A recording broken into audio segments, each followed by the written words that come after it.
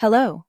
In this video, we will focus on the ideas of John Scotus Erigena, a prominent philosopher of the Middle Ages.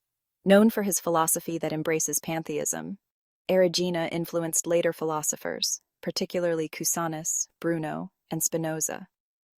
Let's take a closer look at his life and thoughts. John Scotus Erigena was born in Ireland in the year 810. After completing his education there, he went to France in 845. Erigena was considered one of the most knowledgeable individuals of his time and continued his work under the patronage of the French king Charles the Bald. In his work, De Predestinatione, he opposed the idea of predestination, arguing that the solution should be sought not in church authority, but in the power of reason. Although he was condemned in the councils of Valence and Langres for such views, his punishment was not carried out due to the support of the French king. Erigena's most important work is his book De Divisione Naturae, on the division of nature, which he wrote in 866 or 867. This work attempts to explain all of existence through 4 different divisions of nature. He also translated into Latin some works of the Greek Church Fathers, such as the Corpus Areopagitticum and Maximus Confessor's De Ambiguis.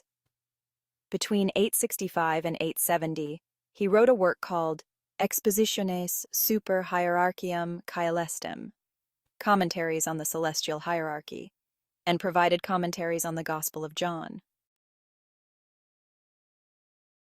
Pantheism and the Understanding of Nature.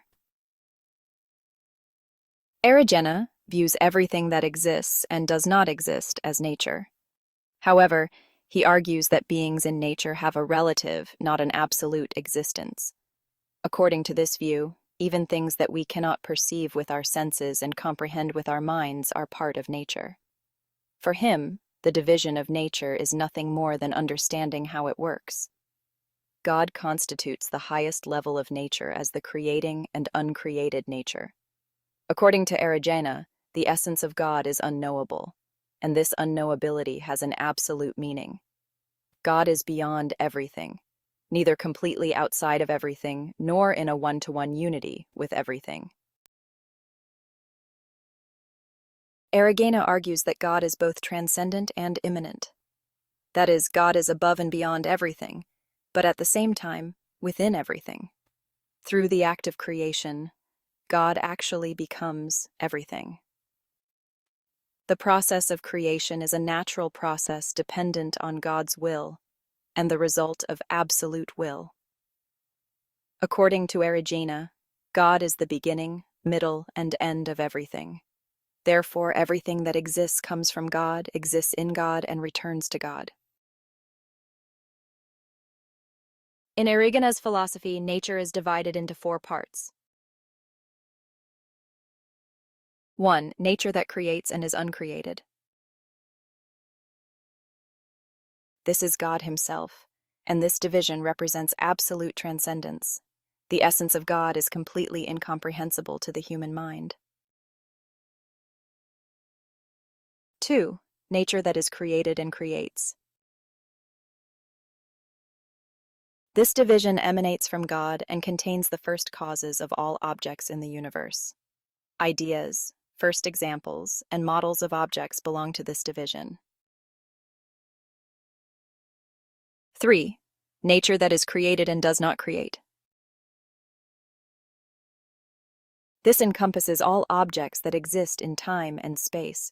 Humans and all material beings are within this nature.